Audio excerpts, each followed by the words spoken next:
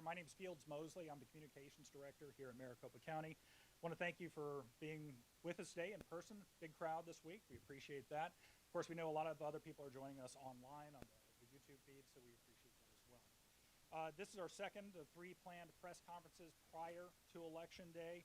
We want to be accessible to you as journalists, and we're also hoping that, of course, you can help us reach potential voters out there in our community and give them valuable information that helps them make their decisions on where they want to vote, how they want to vote, and all the options that are available to them. So we appreciate you partnering with us and coming to these and getting valuable information to share.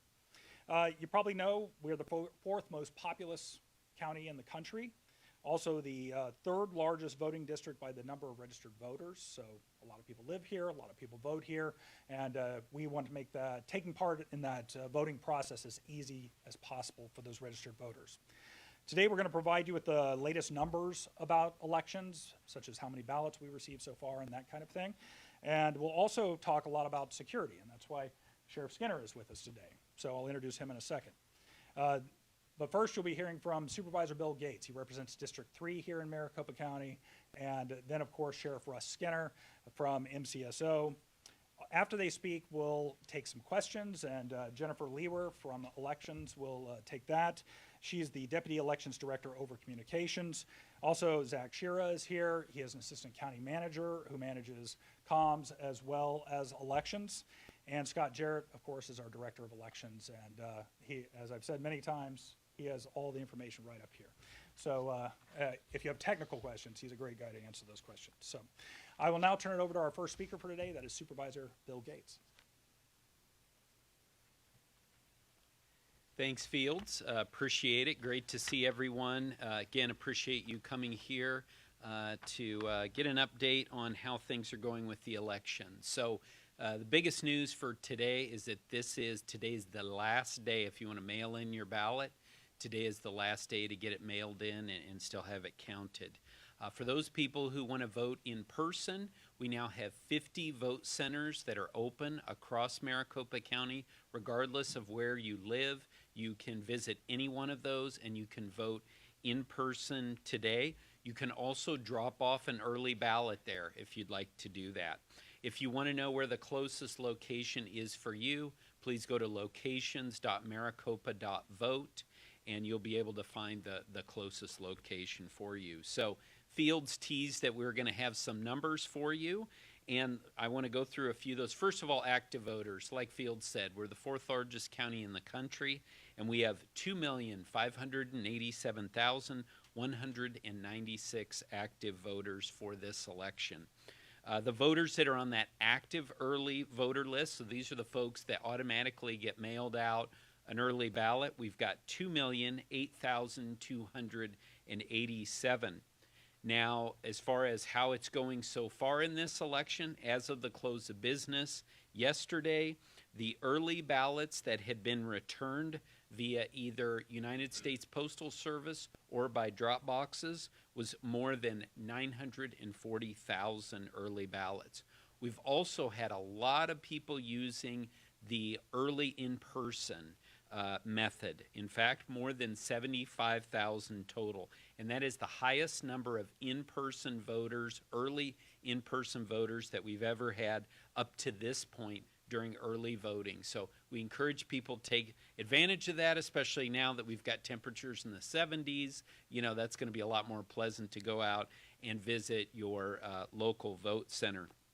So in fact, just yesterday alone, we had over 17,000 voters who checked in to vote early in person. So the total early ballots received were now over 1 million. So that is really great. But I think it's important to emphasize and underline again that we have, for the first time since 2006, here in Maricopa County, we have a 2-page ballot. And we have races on both sides of those. So we're talking about 4 different sides of contests, 79 contests on average. And so we encourage people to do the early voting, to get that done, get it out of the way. But if they do choose to vote on Election Day in person, make a plan so that you have the time available to go through and fill in all of the contests that you choose to fill in. One of the issues that unfortunately we've had to spend a lot of time talking about in Maricopa County in the last 4 years is security. And maintaining the security both of the people involved in elections and the ballots that are involved in these elections, it involves a lot of people. There are a lot of people involved in the process, folks who are working for Maricopa County elections, and these people are our neighbors, they're our friends, our aunts and uncles that are part of this. We have our partners with the political parties who are involved in ensuring the security of this process, making sure that there are eyeballs on everything that occurs throughout elections. But also, certainly when we talk about security, we think about law enforcement. And the partnerships that we have with law enforcement are essential to having a successful election here in Maricopa County. And we're very fortunate to have partners at the federal level with the FBI, U.S. Attorney's Office, of course our own Maricopa County Sheriff's Office, and then local law enforcement. And I would argue that the partnerships that we have in the Valley, which have been built really through a lot of the mega events that we've done here, that we've been blessed to host these mega events over the past few years, whether we're talking about Super Bowls or national championship games, we have that partnership and working together through ACTIC to provide for successful events. And so that's why I'm thrilled today that for this press conference, we are joined by our partner, Sheriff Russ Skinner. And I know you guys like to ask me security questions, but we've got the expert here today, and he can talk about the incredible work that is being done and will be done by his team and his other partners in law enforcement to make sure that this is a safe and secure election. So with that, I'd like to turn it over to Sheriff Skinner. Thank you, Supervisor Gates. I appreciate it. One thing with Maricopa County, obviously we keep growing. We are the 4th largest. One thing that is not new to us is major events that impact the county itself, but also those agencies within the Phoenix and metropolitan area. We have a combined partnership. We've dealt with major events for many, many years now, and this is no different. I guess it's surprising to me to some degree, and also concerning that elections has now become a focal point of the Maricopa County area. Where we used to not have that back prior to 2020. It used to be a one-day event where we provided that security. As most of you know, Sheriff's Office jurisdictions typically provide that security relative to the electoral process when they wind up casting the ballots in those locations where those occur. So it is concerning to see that this heightened sense of security, the questions, the national, even global attention that Maricopa County has seen. But I want you to rest assured that there has been immense planning for many, many years relative to this operation for democracy, to make sure that this community is safe, to make sure that those locations are safe, to make sure that we get those ballots back to MCTEC safely. We are committed to this. And one thing I will say is that we have the resources and equipment, not just with the Sheriff's Office, but with the partnerships with all the Valley agencies at the state level and the federal level. And I'll say even on the other side of that is our prosecutorial agencies between the county attorney's office and the AG's office. There is no place in politics or this process that criminal activity is allowed. And there is zero tolerance that we as public safety will take in relative to any type of criminal act or any type of issue that arises. We want this to be a safe and secure process. We want to make sure that people get out and vote, people go through the process so that this process can happen. But we don't have any tolerance for any criminal activity. It's one thing for First Amendment, one thing to express your opinion. It's another when there's threatening or other violence that gets centered around this. And it's not going to happen here in Maricopa County. So with that, I commit to you that we will continue to work with our partnerships, and we've been planning this for over a year. We've sat down, we've had communication across all channels, public safety, and obviously our government entities relative to this. And I ask you as a community to work in partnership with us. If there are things that you see that are suspicious or concerning, please bring that to the attention of law enforcement immediately. so we can be proactive about it, so that we can make sure that we can hopefully mitigate any circumstance that would occur otherwise. But with that, I'll be around for questions. Looking forward to next week, and as Supervisor Gates said, the good news is we've got good weather for it, so look forward to being out there. Thank you. Good afternoon, everybody. So just a couple logistical things. We are streaming this live for people, from what I understand, probably around the globe. What I would ask is, we have a lot of journalists here who have a lot of questions. So we are going to have a communications staff member come over with a microphone so that you can ask your question on, and it can be heard on our live stream. We ask that you provide your name and your affiliate. If you'd like to ask a question, raise your hand. Because of the number of people who are here, we're going to initially start with limiting to 2 questions, and if you can try to not do that famous trick of a compound question that actually has 6, it will help us be more effective and efficient in answering your questions. We've also put up some key dates here. We will be doing another press conference here at the administration building next Monday. Then we will shift the media operations over to the Maricopa County Tabulation and Election Center. So with that said, we're going to go ahead. Please raise your hand. We'll get you a microphone. And Brittany, start with Sasha. Sasha Hupka with the Arizona Republic. I had a question for Sheriff Skinner. Sheriff, I was wondering, what are the worst case scenarios that you are preparing for on Election Day and in the days to follow?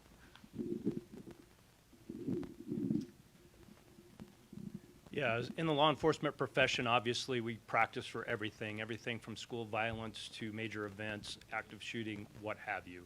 We prepare and train, and we're obviously ready to deal with any issue.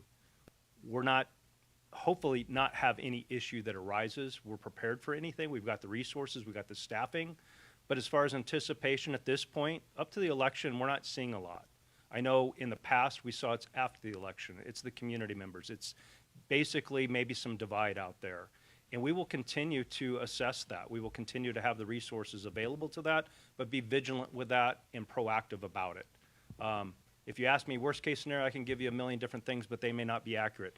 There's no comprehensible means to say that we can predict. If I could predict, I guess I'd win the lottery and have millions of dollars.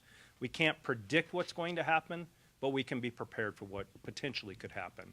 What I hope for is that we have a community that cares about this process, that's respectful to each other, and that works together through our public safety, and that this is a safe process to be able to commence.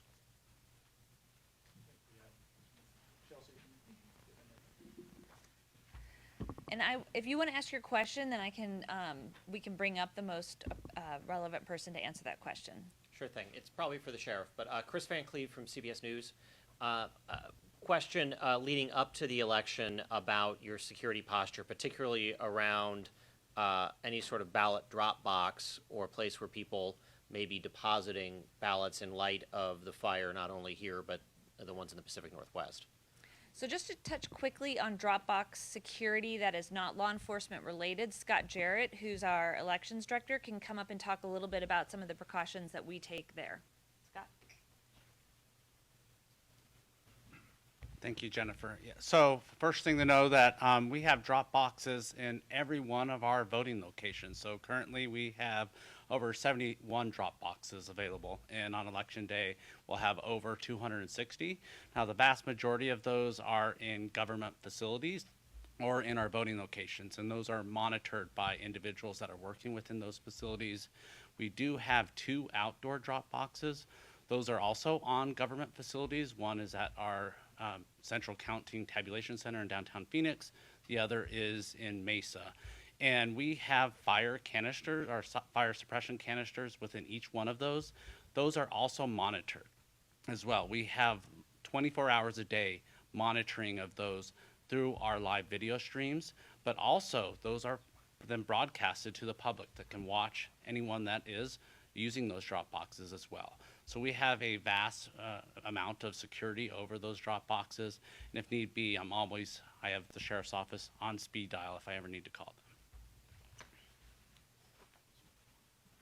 I just wanted to follow up on one part of that statement. The fires that were in other jurisdictional areas were related to actual ballot boxes. The other one that was here is a postal box.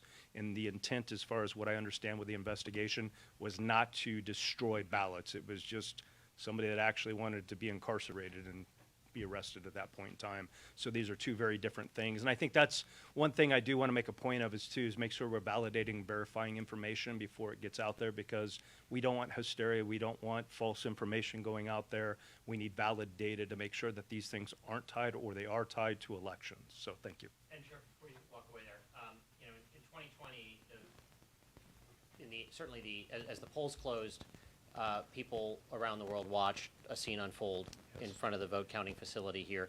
How is this year going to be different? I mean, we've read accounts of snipers on roofs and multiple layers of fencing. What's going to be different, and what's your message to citizens this go around? Yeah, the first part, citizens to this part and go around is, again, please be respectful. Please maintain the law and don't break the law relative to any type of opinion you may have. Secondly, 2020, up prior to 2020, we did not have these issues. Again, it was a one-day event. There was nothing on that footprint of McTech. We have since, as you noticed in the 2022 cycle and even going into the 2024, there's been improvements made for security around those facilities. And I know we focus a lot on McTech, but also the polling locations. There's been enhanced training for a lot of the volunteers. I commend the elections department for making sure that even their folks are trained and up to speed to deal with potential disturbances before it even needs to get to law enforcement. But then secondly, what is our posture? We continue to provide security at all those locations, and including McTech. As those polling locations close, we will be basically focusing more, obviously, on the tabulation center. As far as the snipers, I know that's been a talk, so I'll just go ahead and air that one out. I don't discuss operational plans. I will say that I have resources. I've told my staff a blackout period that nobody is to take off for essential employees relative to the need for potential security. My resources and equipment are dialed up and ready to go. And this is very fluid. As the environment and conditions dictate, we will make sure that level of security is provided there. Do we have a standardized footprint? Absolutely. May it be elevated, and may it be brought back at certain points of time throughout this? Absolutely. We will make sure that we're over-prepared and overestimating for any issues, but not enough to make sure that the process takes place. We don't want to intimidate anybody. We just want to make sure that the people inside that building are secure, feel secure, as well as the community out there, that there's enough staff out there to respond as necessary. Thank you, Sheriff. Okay, we're going to kind of go back and forth across the room. Hi, thank you. With 12 News. We've seen some social media users with very large following already start, I'll say, casting doubt over Maricopa County's elections over the past week. How much are you monitoring social media, and how big of a piece of that is it when it comes to creating your security plan? All right, I'm going to have Supervisor Bill Gates come up and address that question. Yeah, thanks for the question. That's something, great credit to our team here back at, as we're reminiscing to pre-2020. We didn't have a lot of resources in following what communications were going on out there about elections. Now we have a significant team that is in there. They're monitoring social media on a daily basis down to an hourly basis for two reasons. One is security, and certainly if the sheriff wants to talk about that, although he may say, I'm not going to talk about those details, but understand the people who are going out there and they're threatening election workers, they're threatening elected officials on social media, that's something that's being monitored. But we're also monitoring social media because we understand we are in an environment now where we have both foreign actors and people within this country that are intentionally spreading misinformation about our elections. So when people are starting to raise questions already about the 2024 election in Maricopa County, it doesn't surprise me, unfortunately. And that's why we're watching this. That's why we're reviewing it. And like I said in the last press conference, if we see that there's misinformation that's being spread out there that relates to the voter's experience, that might either stop someone from going to vote at the polls or creating confusion for them, we're going to respond to that. We want to make sure, we know there's great interest in this election this year, and we want people to have every opportunity they want to go ahead and vote. And if people are going to try and deter them from doing that by spreading misinformation, we're going to respond to it very quickly by putting out the facts. And I just want to follow up on that question. You know, as Deputy Elections Director for Communications, a lot of people might ask, well, what is it that you do? And our primary role with the communications team is to ensure that voters have the information that they need. That is our number one priority. Unfortunately, we are balancing that with combating misinformation that might lead voters to think otherwise or to sow doubt in our democracy. But Maricopa County, I would put up against any voting jurisdiction in the country, and the amount of information that we provide every day, not just during elections, to help people learn about the election process. And so we do community events. We've hosted tours at our facility and on Election Day, and right now we are responding to voters who have questions about their ballots.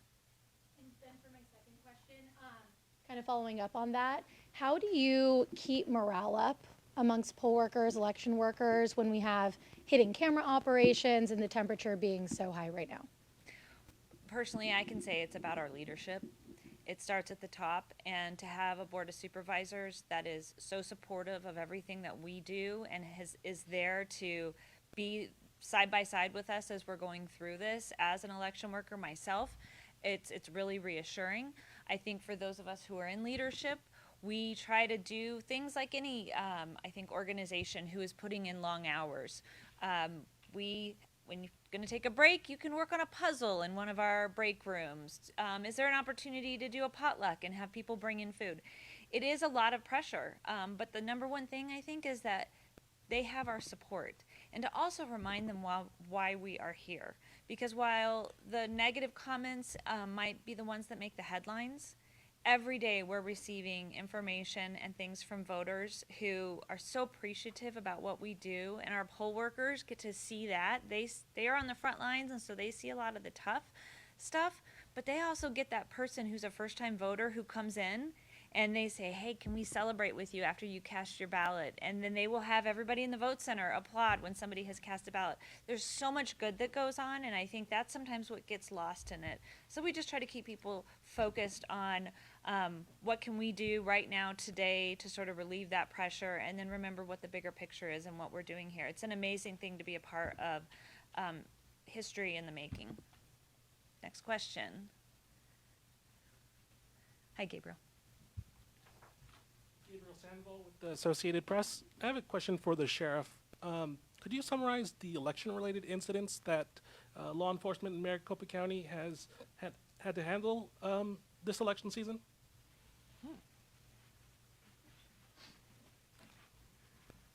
Yeah, that's a great question. A lot of it right now has been tied to threats to people that are involved in either the election process, dignitaries, or elected officials. We haven't had a lot of them, which is a good thing, but we did see that obviously in 2020. We see that across the nation. As we start to see Maricopa County, again, we've got enough communication out there to address these issues as far as bringing it to our attention. I have not, personally, our agency has not seen a lot relative to, you get into the Dropbox question and the other areas at this point in time.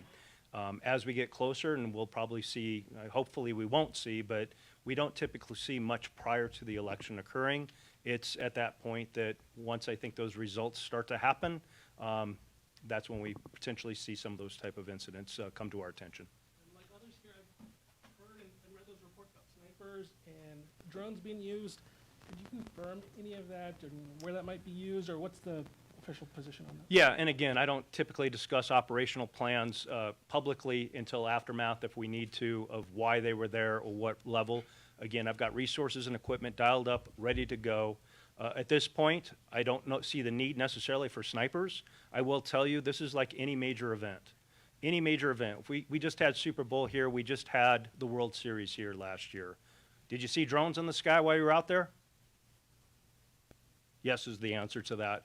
Absolutely. It's an efficient tool for law enforcement, public safety to ensure it gets there quicker. It's, it costs me about $1,300 an hour to fly a chopper, where a drone is used for public safety in a multitude of reasons now. And the reality is that's a piece of equipment that we may be utilizing and probably will be utilizing to just keep visuals more on the MEC Tech Center, and also to be able to respond and, hey, there's a disturbance potentially, or we're getting information, or did you see that over there? To get eyes on it so we can be really proactive, but reactive to it immediately before it turns into something, or at least be able to address it from a public safety standpoint. You guys are following the rules. It makes me so happy. Hi. Hi, Nicole Grigg with ABC 15. We wanted to ask, how worried are you all about crippling lines because of how long the ballot is? And is there concern that it could turn voters away on Election Day? We'll go ahead and bring Supervisor Gates up to talk a little bit about that. So thanks for the question. I mean, let's talk about a few things. First of all, this is an extremely important election. There's a lot of interest in it. We anticipate Scott Jarrett has put together a plan that assumes very significant number of people voting both early and on Election Day. So it's not like this is a surprise that this is a big election. We all understand that. Because of the two-page ballot, as I was talking about earlier, we anticipate that it will take people a little bit longer than it obviously would with the one-page ballot. On average, we have 79 contests, and some of those contests are the propositions that were put on there mainly by the legislature that are pretty long to get through them all. So that's why we're telling people to make a plan. Make a plan in advance. Take the time to do your homework. Review the individual propositions and all of the contests. But I'm going to push back a little bit on the term you used, crippling lines, okay? We all wait in lines all the time. We wait in line to buy a coffee. We wait in line to go to the movies. You know, we wait in line for all these different things. We have waited in lines for elections for as long as we've had a republic, okay? And I felt like, to some extent, as the guy who was standing up in these press conferences in 2022, that there were some candidates who believed that their voters have a right to not have a line. That's not realistic, okay? We have put a great plan in place to try and keep those lines as short as possible, but people need to make a plan. And we have given people the tools so that they can avoid those, to the extent that there are long lines, that they can avoid them. And I appreciate the partnership of the media in getting this information out there. Go to locations.maricopa.vote. It lists all of the vote centers that are currently open, and then all of the 246 that will be open on Election Day. You'll see those locations. You'll see the wait times. So if you see a long wait at your closest vote center, maybe drive a couple miles to go somewhere where there are shorter lines. There will be options for folks if they do their homework, take a little bit of time. And so if we work together, we can make this as manageable as possible. And I just want to add a little bit to that. So the locations.maricopa.vote, it is updated every 15 minutes in real time. Our poll workers are going out. They're counting the number of people who are in line. They are posting that.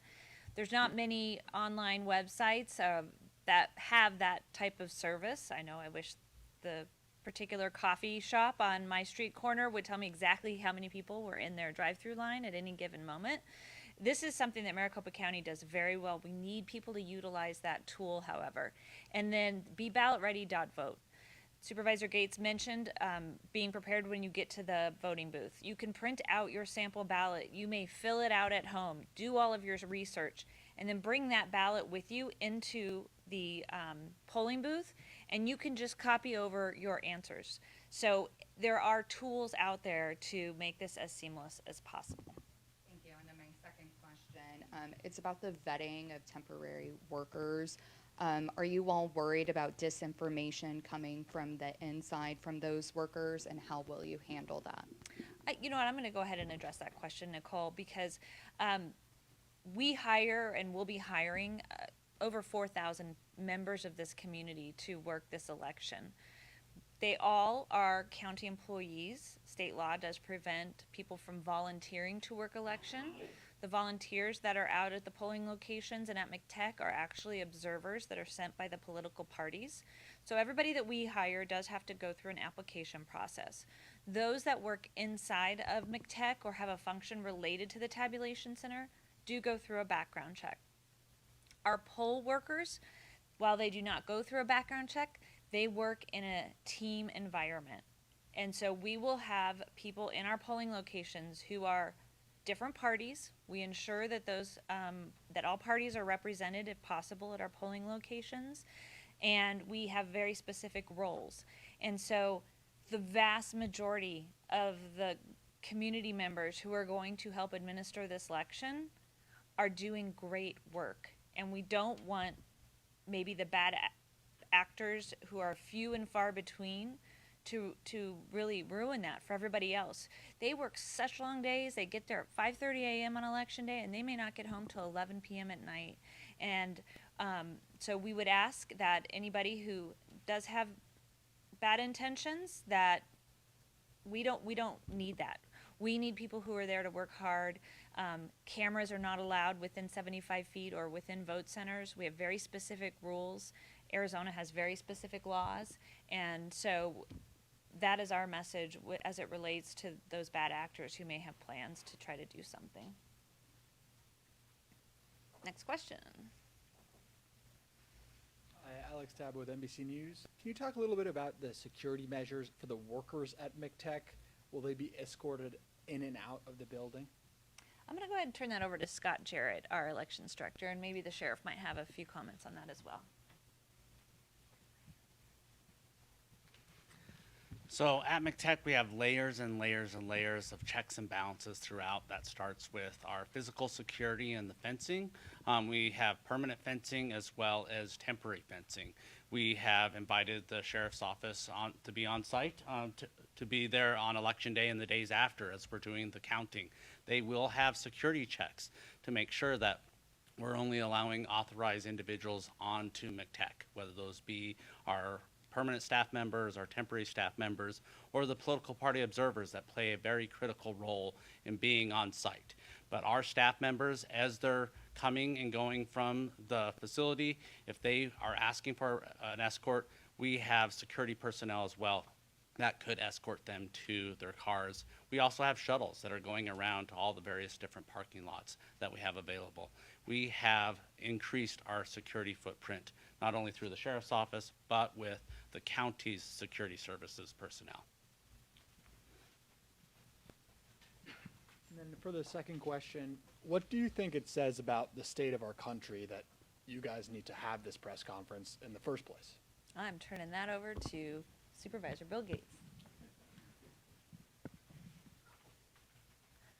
Yeah, I think it is sad that this is where we're at, that we have to have a press conference that is focused on security. I think all of us, as we were growing up, we don't remember this being an issue. You know, it was election day. You would get out there, you would, work for your candidates, vote for your candidates, and then wait for the results to come in. But the fact that we have to have the sheriff, and thank goodness that we have the partnership that we have with the sheriff, I think it is a sad commentary on what's happened in this country in the last 4 years. Having said that, I'm so grateful to be a member of the Board of Supervisors here in Maricopa County, where there is no sunlight between the Board of Supervisors, the recorder, the sheriff's office, the other countywide electeds, the FBI, the county attorney, the U.S. attorney. People who have tried to create this chaos in our system had hoped to drive us apart.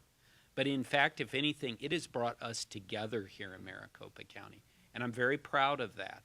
And I think that anyone who thinks they're going to, rattle the foundations of the democracy in this county, they've been unsuccessful to this point. They're going to continue to be unsuccessful. And instead, they ought to be spending their time out there working on get out the vote efforts on behalf of their candidates.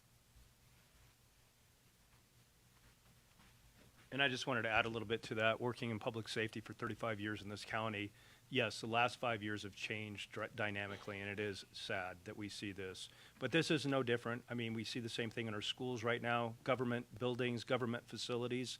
And so we continue as public safety to work in the partnership. And thank goodness, and you couldn't have said it any better, that we've built these partnerships through all resources.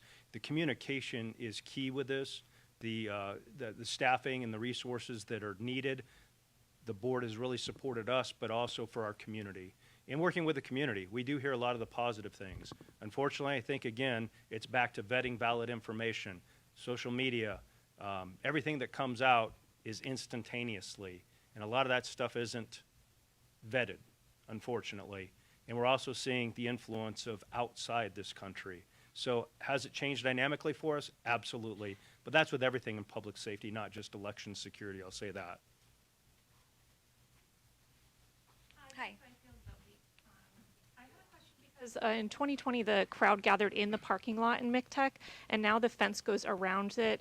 I could see like a protest happening in the street or, you know, along that. I wonder what the crowd control plan is for election night or the following days. If a large crowd gathers on the street, are you going to make arrests, that kind of thing? Give this.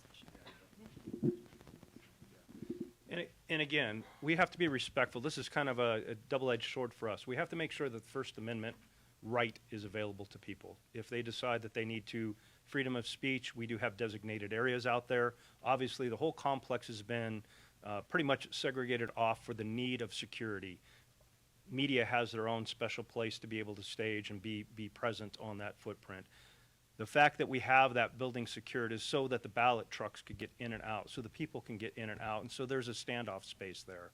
If people decide to go there, there'll be a place for them to go to express their First Amendment right, but if they start violating the law, i.e. going into a public thoroughfare, starting anything of violent nature, then law enforcement presence will be taking action. And again, we have zero tolerance for this. This process needs to occur, and we need to do so safely and respectfully. So we will take the necessary actions if that were to occur, and we have enough staff and resources. A big partner of ours is the Phoenix Police Department as well as the Arizona Department of Public Safety. We're all dialed up for this to make sure that we have the resources necessary to deal as it's dictated.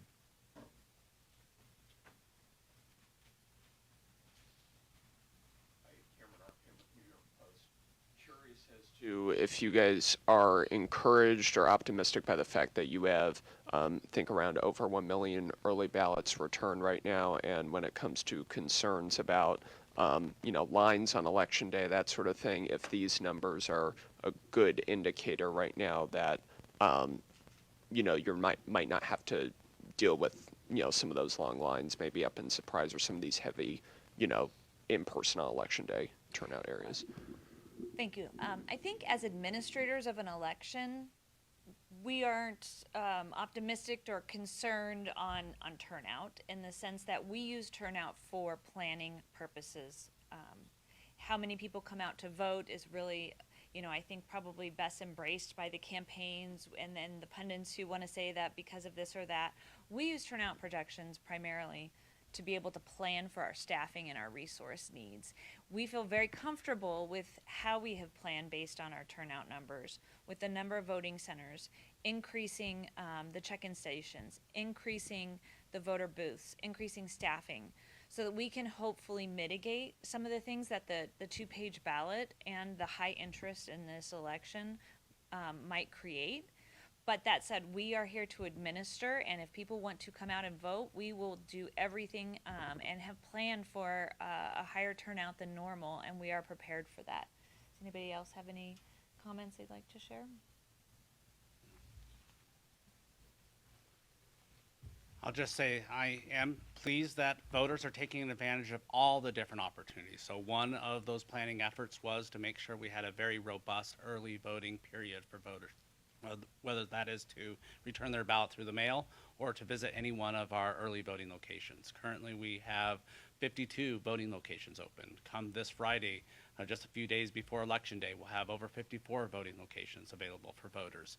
And we have had a very robust in-person turnout as well as early voting turnout. We're well ahead of where we were in 2016.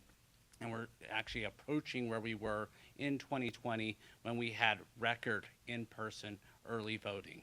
So I'm confident that voters will still take advantage of those opportunities, even as today. Every single day for the last week or so, we've been surpassing in person and through the mail turnout for both 2016 and 2020. Next one with the microphone. It's hard for me to see. Dennis. Thank you. Yeah, just a couple of questions. There's been some talk about prior, Dennis Welch with CBS 5 News in Phoenix, sorry. Just a couple of questions about, there's been some comparisons about prior election cycles as compared now. I mean, Sheriff, could you give us some numbers so we can get a sense of what that is? Can you tell us, like, in past election cycles, what the security force would look like, how much costs you guys have had set aside in the past, as opposed to, you know, what's the size of the security force you're planning this year, and what have you have budgeted for costs? Yeah, no, absolutely. And obviously, prior to 2020, again, we had probably a team of 40 to 50 deputies maximum that would do this process. They would go out, be placed regionally. They would follow the ballot trucks in. They'd get into McTech. Once they were secured, it was done. 2020 changed that paradigm, obviously. We have since, I will say, 2022, and it's a multi-period event. We start actually providing some of those security services right as those first ballot boxes start to open, those polling locations, those early polling locations. Our footprint goes from about 25 employees, expands out to, I would say, safely over 200 a day. And we run 24/7 during the operation. Once election day hits, we are on 24/7. We have regional assets to be out and working with partnership with other law enforcement agencies throughout the valley to deal with the polling locations if law enforcement need or election laws are broken. But then secondly, it all then starts to funnel down to the McTech Center, the tabulation center, and we will have 24/7 security, and that is quite a few squads that are working multifaceted, and that's just deputies, security team, but we also have our emergency response center that's dialed up. We have assets with other emergency response centers, with our public safety partners. Dispatch, all of those places are enhanced. So to give you a specific number, it's a little bit ebbs and flows depending on the environment. I mean, we're a week out. I have a pretty safe and secure thought of what we need, but I adjust that daily. I mean, we have conversations each and every day to brief this and then plan accordingly. My staff, again, was put on a blackout. They are not allowed vacation as far as the necessary and first responders, so we have enough staffing and resources to do that. So it may change from day to day, and depending what the climate environment's like after the election, after those votes are in, the days leading up to the final counts in the actual canvass. And then also the Board of Supervisors, we provide additional security relative to that. Final question, we've got some significant candidates who, you know, this year running that have engaged in election conspiracies, these kinds of things. We have candidates who haven't conceded the 2020 election or haven't conceded the 2022 election. My question for you guys is, how much of that is fueling your need for enhanced security, or from what you're seeing online and what you're monitoring? Yeah, I mean, obviously, we're very concerned about those type of comments being made, and not just from potential candidates, whether they're winning, losing, or what their conspiracy theory is, back to vetting information, but we're also seeing it community outside our state, outside our country. So that's another reason why we have the platform and stance, and that will be more towards the threats. The social media will be looking at those and monitoring those sites as well as that information, and again, assess the need for additional resources to be dialed up for that, but also to investigate it. We hope that everybody, again, is respectful. The results are the results, and we can't predict what the response is going to be, but don't cross the line of basically committing a crime. And I would just add, you know, that we really are looking to our candidates and our leaders of the political parties. You know, no election is perfect. There's never been a perfect election. And there will be things that might happen that we do not expect. But the problem has been people have taken, candidates and leaders of other political leaders have taken small incidents and weaponized them. And in particular, with weaponizing them, they have sometimes taken images of our elections workers and put those out there on the internet. It's unacceptable. It's despicable. And unfortunately, we had someone who's kind of a national social media figure just did that in the last week. Got into one of our training events, had a secret camera in there, and then put out there photos of our elections workers. That's got to stop. These are people, again, these are not people who've run for office like me and my colleagues. These are people who are just trying to do their part to make sure our democracy functions. This type of thing has to stop, and it needs to be more than just me and my colleagues speaking out against it. We need other elected leaders across Arizona, really across the country, speaking out against it. Election workers are off limits. They should be off limits. They should not be threatened. They should not have their names and images put out there. And I have full confidence we're not going to see that from this point on. And again, we're going to focus on this election and the count of the votes. Yes. To follow up on what Supervisor Gates just said and the previous questions from Bianca and Nicole. My name is Paul White, ArizonasLaw.org. Sorry, forgot about that. Those recorders of the incident of the training session last week were poll workers. Have there been subsequent conversations with those people that did the recording and about appropriate actions, and can you tell the voters? Follow the Arizona statutes as it relates to vote centers, and if we find that somebody is not, to immediately notify us. We have channels. As a poll worker, we have a command center that answers phone calls, and we have the support back at our ballot tabulation center to be able to quickly address any issues that may arise out of that type of scenario that you're speaking to. Okay, next question. Hi, Perry Vandell with the Arizona Republic. I'm asking about what kinds of security measures are being implemented at in-person voting centers on Election Day, and what are the best ways for people who have any concerns to report those concerns via, say, for example, an armed individual surveilling a voting location and feeling intimidated? I'm going to let the sheriff answer this, but I do want to say that one of the things that we are very sensitive to is to not disenfranchise voters, so that if they approach a vote center that there isn't a large law enforcement presence. And the sheriff's department and all local law enforcement is very respectful of that. And I'll let him come up and talk a little specifically about what people can do if they do feel like there is a situation. Yeah, again, you may see, you may not see uniform and non-uniform. We're not going to be in that 75-foot limit unless there's a public safety need to be in that limit. Again, very much congratulations and kudos to the elections department for making sure that the volunteer staff, the poll workers, they're trained to de-escalate issues, disturbances up to a certain point. They have 3 layers of basically escalation. If you're talking about a weapon being inside that 75-foot rule, absolutely, we want people, if they feel that there is a public safety concern or a threat relative to that, then that's something law enforcement needs to deal with. If there's violence occurring, law enforcement throughout the valley has been trained relative to the election laws, but also we're still first responders. If there is something that public safety needs to be called in on, we will roll in on it. We will diffuse the situation to the point where if it is a law, they've broken the law, we will take them out of that area and deal with it at that point. We don't want to disrupt the process, and certainly we don't want to influence the process. But I can tell you that you will have enough law enforcement, every agency is on board for election and the days even following the election to make sure that these locations are safe, that their communities are safe. Every law enforcement chief that I've spoken with has made sure that the resources are there. That's our obligations to provide public safety. We work in concert with the elections department to make sure that the lines are known of at what point do we need to trigger law enforcement. But again, if there's violence, gun, fear of intimidation or threat, then that's something that we would need to join in on. Okay, we're going to do 2 or 3 more reporters. Colleen, I know you've had your hand up. Somebody can get her a microphone. Yeah, Colleen Sikora with 12 News. I know we've talked a lot about these employees that are working hard to help keep this going.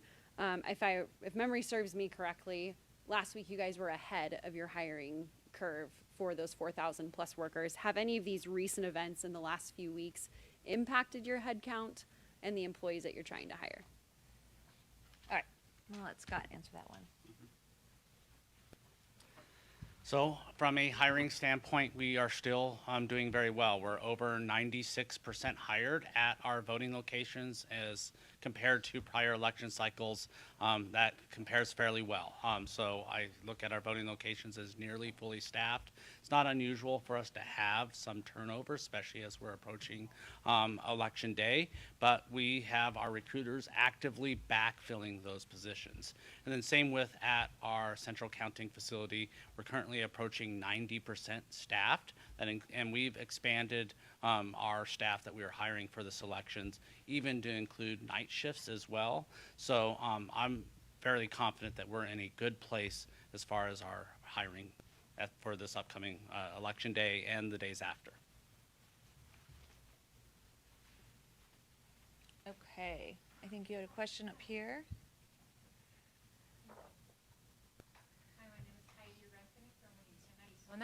We have a good number of first voters within our community.